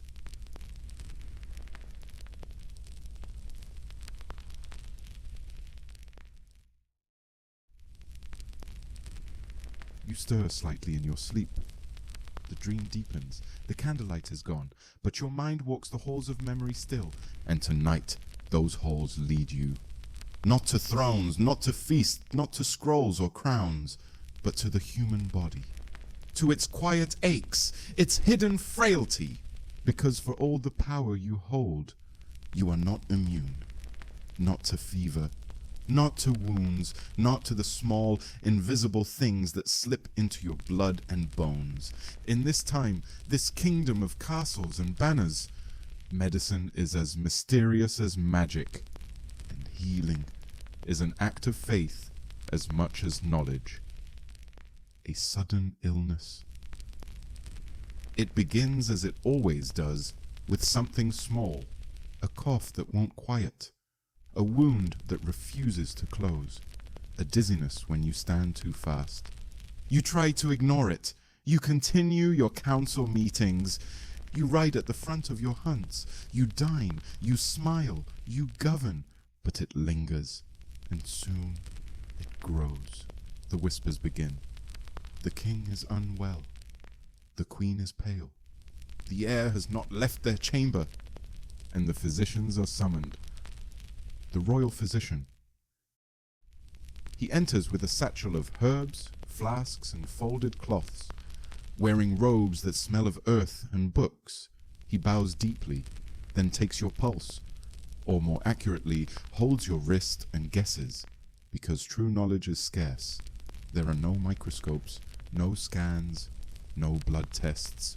Only guesswork, only tradition, only belief, and his belief is firm that your body holds too much heat, or not enough moisture, or is out of balance with the stars. The art of bloodletting. He brings forth the tools, a small curved blade, a ceramic bowl, leeches wriggling softly in a wooden box. He speaks gently as he ties a strip of linen around your arm. He mutters phrases meant to comfort, that the bad humors will be released, that the illness will be drawn out. And then, the cut. It's shallow, but it stings. Warm blood fills the bowl. Dark and slow, you lie still, watching, wondering if this will help or harm. You've seen nobles collapse after such sessions, others recover as if by miracle, and still no one truly knows. The herbalist's chamber. Later, a different healer visits. An herbalist, older, quieter, their hands stained with sap and crushed petals. They carry bundles of dried plants, roots, moss, and bark. They boil strange brews that smell of bitterness and mint. They place poultices on your skin. They burn sage, whisper prayers. You drink their teas. You cough. You sleep. You wake. And sometimes you feel better. Sometimes you don't. But something in their presence feels real, earthy, ancient, close to the world that made you. The superstitions of the court. Of course, not all healing is herbal or surgical. Some blame spirits, or sins, or the alignment of the stars. Advisors suggest burning incense, hanging charms, sleeping with relics beneath your pillow. A bishop offers to bless your chamber. A court magician offers a salve made with ash and silver. You listen, because when your body betrays you, you will try anything. And so you gather them all. The herbs, the prayers, the charms, the chants. Not because you believe them all, but because hope is its own medicine. The moments of fear. There are nights in your illness where the fire seems too far away, where the blankets feel too heavy, where your breath comes thin and your vision flickers, and you wonder, is this how it ends? Not in battle, not in betrayal, but alone, in your chamber, sweating and shivering beneath royal sheets. You think of your parents, of your children, of the things you haven't done, and in that quiet fear, you understand something simple. You are not beyond death, not even you. Recovery or decline, if the illness fades, it fades slowly. You regain your strength in pieces, first sitting upright, then walking to the window, then attending a small council meeting, wrapped in fur, voice soft but steady, and everyone praises your strength, your spirit, your divine protection, but you know it was luck, or maybe the herbs, or the prayers. You'll never truly know. And if it doesn't fade, if the illness doesn't pass, you begin to prepare. You dictate your will. You whisper names. You choose the robe in which you'll be buried. You choose your last meal, though you may not eat it. And then, one night, you close your eyes, not as a ruler, but as a body, giving in. And the castle waits in silence until a bell tolls, and the next name is whispered through its halls. A final thought before sleep. But tonight, you are not ill, not truly, just tired, just human, just resting in a world that never promised certainty. Let the healers sleep. Let the blades stay sheathed. Let the herbs stay bundled. Tonight, no remedies are needed. Only warmth, only quiet, only this moment. You are alive, and you are enough. Sleep now, royal soul. Let your body rest. Let your breath be your only medicine, for in this stillness, you are whole.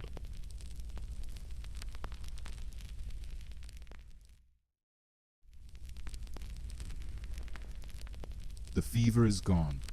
The candle has long since died, and your body, though tired, feels still, feels calm. Outside your window, the night sky stretches far and black, untouched by lamps or glowing screens. You listen, not for alarms, not for ticking clocks, but for something more ancient.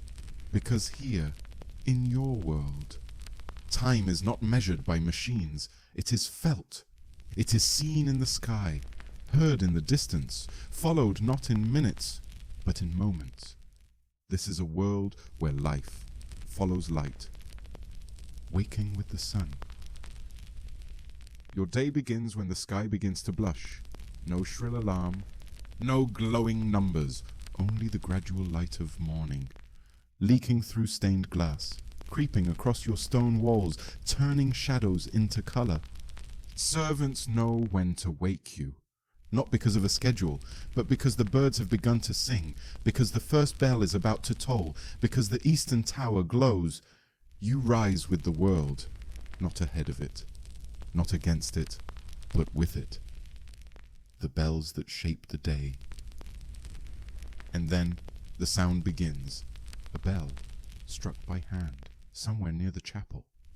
Its deep tone vibrates through the halls, low, measured, unmistakable. This is prime, the first prayer of the day. It does not just call monks from their cells, it calls the castle to life. The cooks light fires, the maids begin sweeping, the guards change shifts, and you dress, not because it is 6 a.m., but because the bell said, now. A world without clocks. There are no watches, no hourglasses in every room, no chimes every 60 minutes. Time is divided instead by ritual. Matins before dawn, prime at first light, terce mid-morning, sext at noon, none in mid-afternoon, vespers at sunset, compline just before sleep. Each bell rings not just for the monks, but for the farmers in the fields, the blacksmith in his forge, the queen in her solar, the child by the garden wall. No matter where you are, the bell finds you and reminds you what this moment is meant for. Time in the sky. You look upward, and you can read time there too. The position of the sun, the length of your shadow, the golden warmth or harsh white glare. Is it before the meal bell, or after the noon rest? Even on cloudy days, the world teaches you how to read its face. The doves return to the windowsill at the same time each day. The ivy casts a different shadow with every hour. The shepherds on the southern road pass by just as the sun begins to slide westward. You don't need a clock. You live with time, not inside of it. No race, no rush. And because of this, you rarely rush. A conversation isn't cut short by a meeting reminder. A walk through the orchard doesn't end because your schedule demands it. You pause, you breathe, you linger, because in this world, time doesn't scream at you. It whispers, ... And in that quiet rhythm, you discover something rare. Presence. Time in prayer and labor. Each part of the day has its purpose. Morning for focus, midday for rest, afternoon for work, evening for reflection. The monks follow their books, the farmers follow the sun, and you follow the balance between duty and silence, between feast and fast, between power and pause. Time isn't something to conquer here, it is something to respect. The bell at dusk. Later, as the sun sinks, the bell rings again. Its tone is softer, slow, more like a sigh than a command. It tells the castle, rest soon. The kitchen's quiet. The servants retreat. The torches are lit. The halls grow dim. And you prepare for sleep, not because a number tells you to, but because the world itself is winding down. A final thought before sleep. And now, here you are, wrapped in quiet, breathing slowly, feeling the rhythm not of a clock, but of life itself. There is no pressure now, no missed appointment, no lost hour, only this moment, this breath, this stillness. Sleep now, sovereign of simplicity. The bell will ring again. The sun will rise again. And when it does, you will rise with it. Not in haste, not in fear, but in peace. Because in this world, time is not something you chase. It's something that walks beside you.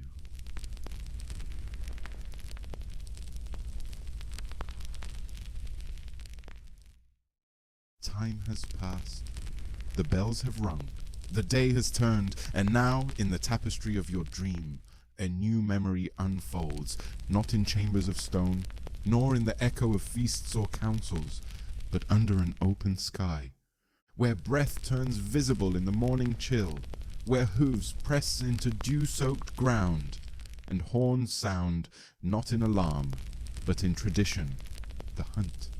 In the world you rule, this is more than sport. It is ceremony. It is status. It is power, performed upon the wilderness. Let us ride there now, in silence, in rhythm, in peace. The dawn of the ride. You are woken before the sun. The sky still deep blue, neither night nor day. The air crisp, the fire in your chamber barely lit. Servants, prepare your attire. Tunic of green and gold. Boots of leather, a cloak fastened at your shoulder. Outside, your horse waits, saddled, steady, breath curling from its nose like smoke. Hounds bark in the distance, restless but trained. The master of the hunt greets you with a bow. This is no casual ride. This is the ritual of dominance, over land, over beast, over fate itself. A moving court. As you mount, others join. Lords, ladies, knights, guests from faraway places, eager to be seen, to be part of this royal theatre. You ride in procession, not fast but with presence. Banners wave from spears, falcons rest on gloved hands. Quivers of arrows jostle with each step. It is a mobile kingdom, a parade of leather, steel, and silk moving into the trees. The forest waits. The sacred wilderness. Though you rule stone halls, the forest is not yours to command. It has its own rules, its own shadows, its own secrets whispered through branches, and yet this ride asserts otherwise. You ride not simply to feed your court, but to prove something. That even in wildness, your hand is known, your will obeyed. The deer flee at your approach. The birds hush when you pass. Even the wind feels like it listens. This is not war, but it is conquest. One arrow at a time. Tracking and patience. The master of the hunt signals. A hush falls over the riders. Hounds sniff low to the earth. Trackers whisper of fresh prints. Boar, stag, perhaps a fox. You dismount. Creep forward. Your heartbeat slows. Your breath becomes the wind. You learn to wait. Because hunting isn't just movement. It is listening. It is watching. It is the discipline of doing nothing until the moment matters. And when it comes, you act. An arrow looses. A horn sounds. The hounds give chase, and the silence shatters into echoes and motion. The kill and the offering. If you are successful, the beast is claimed. A stag, noble and tall, or a wild boar, fierce and heavy. You kneel beside it, place a hand on its flank. Some say a prayer, some speak of honor, some say nothing, because even now, there is reverence. This creature was wild. Free, and it has been taken not only for food, but to remind all that you too are part of this world, and still above it. The meat will feed your court. The antlers may adorn a hall. The moment will live only in your memory. The hunt as hierarchy. Not all ride with you. Some stay behind. Some are forbidden, because the forest itself, its animals, its paths, its clearings, are your right. Poachers are punished, trespassers fined. Only those you permit may draw bow in your woods. It is not about the beast, it is about control. The ability to decide who eats, who hunts, who watches in the medieval world. Even the right to touch the forest is a royal privilege. The return home. The sun now climbs high. The horns are quiet. The hounds pant, tired but proud. You ride back slowly, your cloak brushed with leaves, your boots speckled with mud, and behind you a procession of proof, game carried by servants, feathers rustling in bags, blood dried on knives. The castle awaits. Feast preparations begin. But for you, the feast is not the reward. The ride was the silence of the trees, the strength of your horse, the moment you paused and remembered that even as a king or queen, you are still of the earth, still animal, still breathing. A final thought before sleep. And now, you return to bed once again. The forest fades from your mind, but the peace of it lingers. You are not just a ruler. You are a wanderer, a watcher, a soul that once walked with hounds in the morning mist. Let that image carry you deeper. Let the rhythm of hooves become the rhythm of your heart. Let the trees wrap you in quiet. Let the air cool your mind. Sleep now, noble spirit of the wild. You have hunted not just game, but stillness, and you have found it.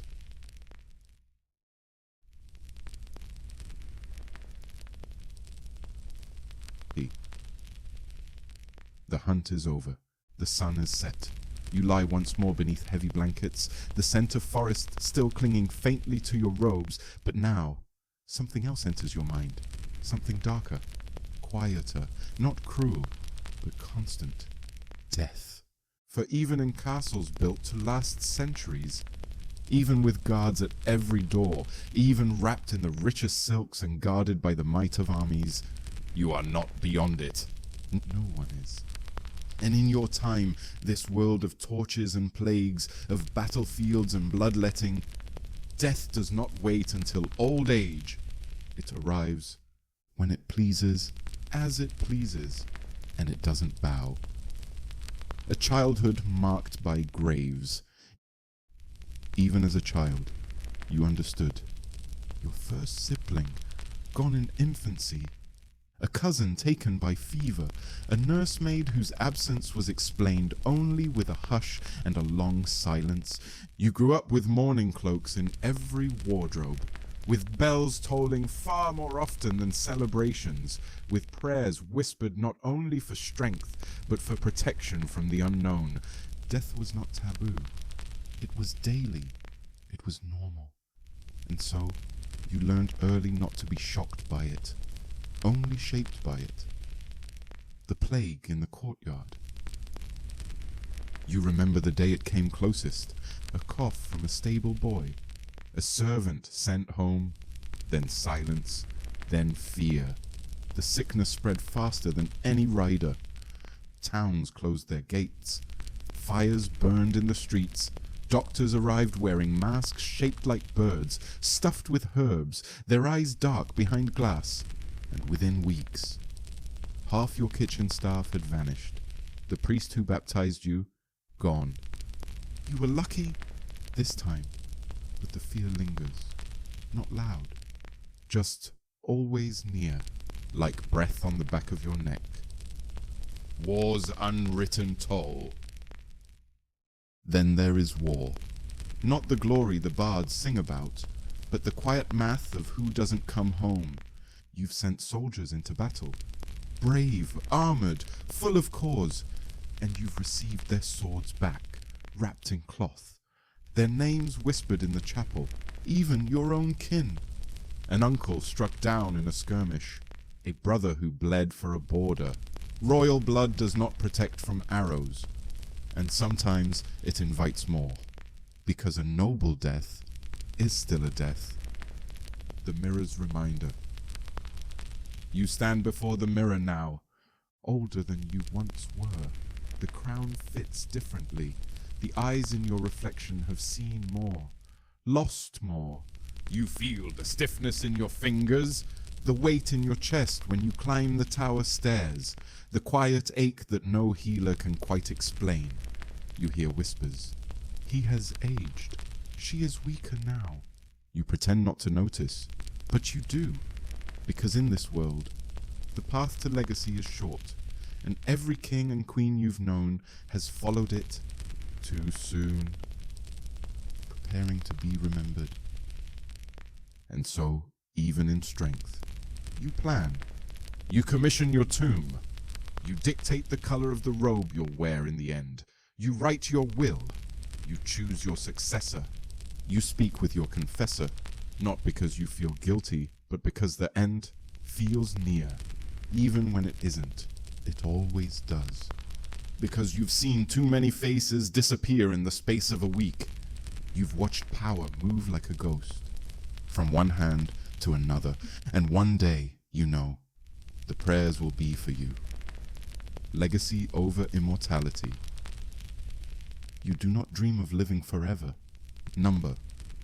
You dream of being remembered, of having your name sung in halls, of your portrait hanging straight through the ages, of your child placing a candle beside your tomb each year. You do not fear death, not really.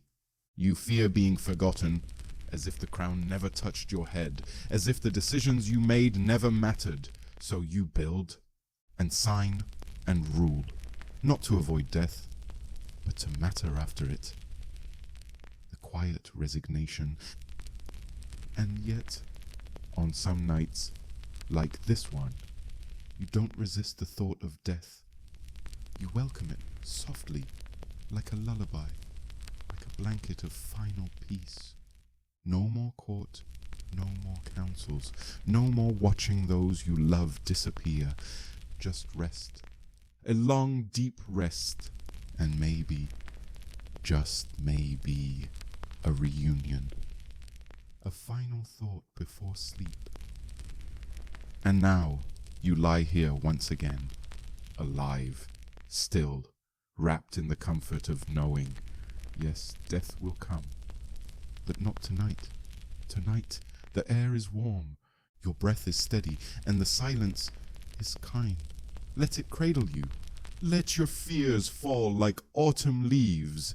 You are not gone. You are not fading. You are simply resting until morning calls again. Sleep now, royal soul. Tomorrow waits, but tonight you are safe.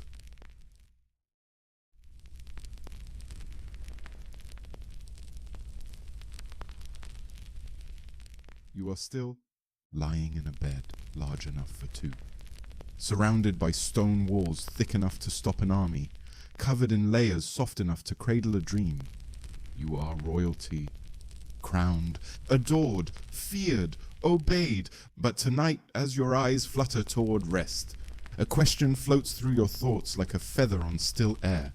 Was it ever truly yours? This life, this title, this world wrapped in velvet and iron? Because now, as the noise fades, and the bells sleep, and the shadows stretch long, you begin to feel the quiet truth behind the gold. More than appearances. By torchlight and portrait, you are everything. A ruler, a symbol, a legend in the making. But what they do not see, what even the songs forget, is the effort behind the image. Every smile is a strategy. Every step is a performance. Every silence, a negotiation. There are no off days, no moments to be unguarded, no place, not even your own chamber, where you are truly free from being royal, even in solitude. You wear the crown in your mind. A life not chosen. You were born into this, perhaps as the eldest, perhaps as the spare, or perhaps chosen suddenly after fate swept someone else aside. But you did not ask for this role. You were placed here. From childhood, you were trained to speak carefully, dress carefully, think carefully. The world expected greatness before you even knew what the word meant. And so, you learned to live inside expectations, to become the version of yourself that others required. Not because you wanted to, but because you had to. Stress hidden in ritual. On the surface, it all seems calm. You walk through gardens, attend feasts, sit on a throne padded with velvet, but beneath it, your heart races, your mind runs. You worry about the harvest, about the border, about the noble with too many soldiers, and the ally with too few promises. You worry about betrayal, about your children, about what comes after you are gone. And yet, when asked how you are, you smile and say, I am well, because you must be. The burden of symbolism. You are not just a person, you are an idea, a living banner, a breathing seal of law, the sun around which courtiers orbit. You cannot stumble, you cannot sigh too deeply, you cannot love too loudly or grieve too long, because your feelings are not private, they are part of the realm. You are not allowed to break, only to bend, endlessly, until one day you no longer remember how to stand straight. No one to confide in. Even in a castle full of people, you are often alone. Who can you trust? The advisor who owes you everything, the sibling who shares your blood but not your burden, the servant who bows too deeply, or the guest who smiles too wide. You speak every day, and yet say almost nothing. You nod. You decree. You command. But when your chest tightens and your thoughts spiral, who do you turn to? Who holds you? When you carry the whole kingdom, what the songs don't sing. The minstrels sing of glory, of victory, of crowns placed gently on noble brows. They do not sing of the restless nights, the long silences in cold chambers, the loneliness in a hall filled with laughter. They do not sing of the choices that haunted you, of the mercy you couldn't show, of the war you had to start just to keep the peace. And they certainly don't sing of the thousand little moments where you wondered, what would it be like just to be ordinary? And yet, you continue. Because despite the weight, despite the cost, despite the fear, the doubt, the endless duty, you rise. Every morning, with grace, with resolve, with dignity, you lead, you comfort, you protect, because someone must, and you, somehow, still believe that it might as well be you. Not for the gold, not for the glory, but for the people who trust you. That is the burden and the beauty of being royal. A final thought before sleep. So now, as you finally drift toward rest, let the pressure go. Let the crown fall, if only in dreams.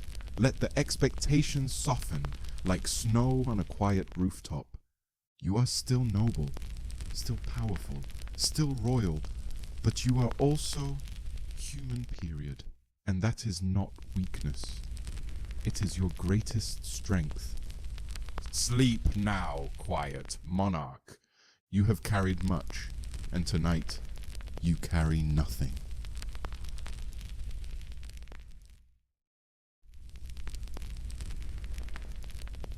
You have heard the bells. You have worn the silks. You have walked the halls, ridden through fog, whispered prayers, signed decrees, and sat alone in rooms that echo with silence. You have bathed, you have bled, you have hunted, you have ruled, and now you are here, in the quiet of night, in the deepest part of stillness. Not as a monarch, not as a legend, but as a human, ready to rest. The crown was never light. They saw your robes. They admired your castle. They envied your name. But they never felt what you carried. They never felt the tension of duty behind your spine, or the calculation in every word you spoke. They never knew what it meant to make choices that no one would ever understand. To smile while grieving. To lead while lost. To give while slowly emptying. Being royal was never just about splendor. It was about survival. A kingdom at every corner. Even in sleep, the kingdom waits. A message to respond to. a war to prevent, a child to guide, a law to uphold. You dream not of forests and stars, but of scrolls and candles, of boots echoing on stone, of names you've never met, whispering your name in return. Your world is large, but your heart is stretched to match it. And yet, even now, even here, it beats with strength, because that is what royalty is. Not power, but perseverance. No one sleeps like a monarch. Not because the bed is softer, or the chamber grander, but because the mind that finally rests has earned its peace. You do not sleep easily. You sleep deeply when you finally allow it. Because your sleep carries stories, memories, decisions, people, a history written not in ink, but in every breath you take in the dark. And when you wake, you begin again. A life of shadows and sunlight. Royalty was not a fairy tale. It was not always feasts and festivals. It was compromise, discipline, sacrifice. It was a life lived in tension between the joy of pageantry and the isolation of leadership. It was beautiful, it was heavy, it was lonely, it was full, and most of all, it was real. A life lived out loud, even when no one truly heard you. The gift of sleep. And now, no court awaits. No bells will ring. No parchment calls for your seal. Tonight, you are not the symbol. You are not the sovereign. You are the sleeper, the dreamer, the child who once looked out the castle window and wondered what the world might hold. Let that child rest now. Let the throne vanish behind the horizon of dreams. Let the crown become a cloud. Let the torch become a star. Let you simply be a final whisper before silence. You have made it through every chamber, every moment, every memory. The castle is quiet, the forest still, the scrolls sealed, the fire low, and in this perfect hush, you are free. No crown, no decisions, no fear, only this bed, this breath, this sleep. Sleep now, royal soul. Let the history wait. Let the legacy rest. You have ruled, and now you may dream. Forever in peace, you've just drifted through the life of medieval royalty. A world of velvet robes and cold stone, of candlelight and crown weight, where power was real, but peace was rare. If this journey helped you relax, or brought a little stillness to your night, tap like to let us know, and leave a comment below with the time and place you're listening from. We'd love to know where you're dreaming from tonight. And if you haven't already, gently press subscribe, so the next time you need rest, history will be waiting. Good night, and may your dreams be quiet, noble, and free.